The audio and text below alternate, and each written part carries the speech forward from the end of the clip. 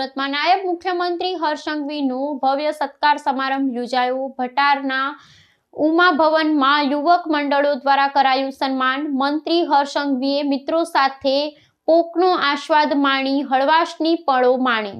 સુરત શહેરના ભટાર વિસ્તારમાં આવેલા ઉમા ભવન હોલ ખાતે ગુજરાતના નવનિયુક્ત નાયબ મુખ્યમંત્રી હર્ષ સંઘવીના સન્માનમાં એક ભવ્ય સત્કાર સમારંભનું આયોજન કરવામાં આવ્યું હતું। ઓરોવિલ યુવક મંડળ અને પૂનમ નહેર યુવક મંડળ દ્વારા સંયુક્ત રીતે આયોજિત આ કાર્યક્રમમાં નાયબ મુખ્યમંત્રી પદે નિયુક્ત થવા બદલ હર્ષ સંઘવીની જાહેર શુભેચ્છા પાઠવવામાં આવી હતી। ઢોલ નગારાના નાદ અને પુષ્પવર્ષા વચ્ચે કાર્યકરોએ પોતાના લોકપ્રિય નેતાનું ઉત્સાહભેર અભિવાદન કર્યું હતું, જેના કારણે સમગ્ર પરિસર ભક્તિમય અને ઉત્સવમય વાતાવરણમાં ફેલાઈ ગયું હતું। આ કાર્યક્રમમાં મોટી સંખ્યામાં રાજકીય અગ્રણીઓ, કાર્યકરો અને સ્થાનિક રહીશો ઉપસ્થિત રહ્યા હતા।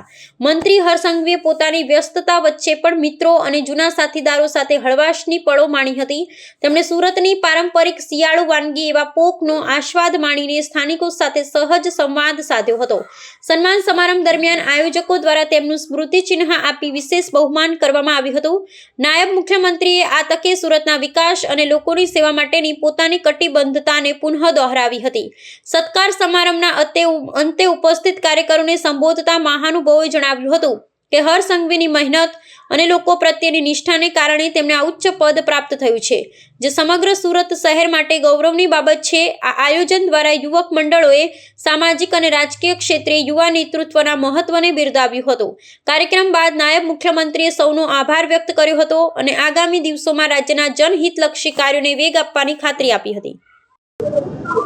શિયાળાની ઋતુમાં સુરતનો પોંક એ ગુજરાત અને દેશભરમાં ખૂબ પ્રખ્યાત છે અને ખાસ કરીને સુરતીઓ એટલે બધા મોજી લાલાઓ છે। શનિ રવિવારે પરિવાર જોડે, મિત્ર મંડળ જોડે વર્ષો પહેલા સુરતમાં અડાજણ વિસ્તારમાં પોંક પાર્ટી લાગતી હતી, જ્યાં હજારો લાખો લોકો પોતપોતાના પરિવાર જોડે પોંક ખાવા માટે ખાસ કરીને જતા હતા। હવે સુરત શહેરના ચારે ખૂણાઓ પર પોંક પહોંચ્યો છે અને માત્ર સુરત શહેર નહીં પરંતુ અહીંયાથી બરોડા સુધીના હાઈવે પર તમને આ પોંક મળશે। આ પોંક એ દેશમાં બીજા કોઈ સ્થાન પર તમને આટલો સરસ પોંક નથી મળતો, એટલે પોંક માત્ર સુરતમાં નહીં પરંતુ દેશ સુધી પહોંચ્યો ને તો વિદેશમાં બી ખૂબ મોટા પાયે એક્સપોર્ટ થાય છે। તો મારા બધા વિસ્તારના મિત્રો જોડે હું વર્ષોથી આજ ભટારના ઓરોવિલ સર્કલ પર દર વર્ષે આ સિઝનમાં મારા મિત્રો જોડે ત્યાં ચાર રસ્તા પર બેસીને પોંક અને પોંક વડા ખાવાની અમારી પરંપરા રહી છે અને એ પરંપરાને આગળ વધારતા આજે ફરી આ બધા મિત્રો જોડે, કાર્યકર્તાઓ જોડે, હોદ્દેદારો જોડે, બધા જ જોડે આજે સાથે મળીને પોંક ખાધો। એમ કહેવાય છે કે પોંક ક્યારે એકલા ખાવાનો આનંદ નથી આવતો, પોંક જ્યારે તમારા મિત્રો જોડે, તમારા પરિવારજન જોડે અને ખાસ કરીને પોંક ક્યારેય પોતે બધા અલગ અલગ પોતપોતાની થાળીમાં નથી ભરતા હોતા, બધા જ લોકો સાથે મળીને ખાતા હોય છે અને આનાથી પ્રેમ, લાગણી આ બધું જ વધતું હોય છે।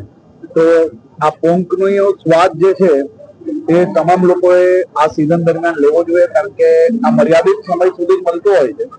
પછી પોંકની સિઝન પૂર્ણ થયા પછી આખું વર્ષ પોંક માટે લોકો રાહ જોતા હોય છે, એટલે તમામ લોકો સુરતમાં પધારો અને આ પોંકનો આનંદ લો, પોંક ખાઓ। આ વર્ષો વર્ષની અમારી પરંપરાઓ છે ને એ જ પરંપરામાં આજે સૌ કાર્યકર્તા મિત્રો જોડે અહીંયા પોંક ખાવા આવ્યા।